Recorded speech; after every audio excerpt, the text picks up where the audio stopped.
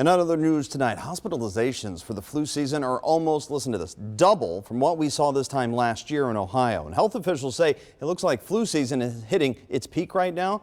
As 9 on your side, Josh Bazan shows us, they also say we could be looking at another long, drawn-out flu season this year.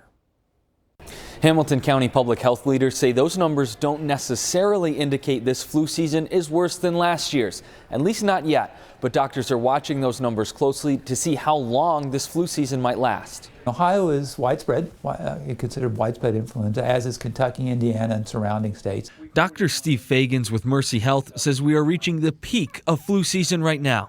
And so far this year, where we are compared to last year, we are about roughly twice the number of hospitalizations. As medical director for Hamilton County Public Health, Dr. Fagans pays close attention to those hospitalization numbers. He says Hamilton County is close to 100 hospitalizations for the season, and Clermont County has had 22. But Dr. Fagans says the increase is likely from the late start to last year's flu season. We are kind of at the same numbers that we have seen on average in the past 5 years. What we don't know is, will we continue to go up, or will we settle out and kind of gradually decrease? If the past few years are any indication, Dr. Fagans says the flu season has been running longer than normal lately, and with more cases of influenza B this year than was expected. What that means is that we will most likely have a prolonged influenza season as we see more influenza A cases later in the year. Dr. Fagans says there is still time to get a flu vaccine if you haven't done that yet.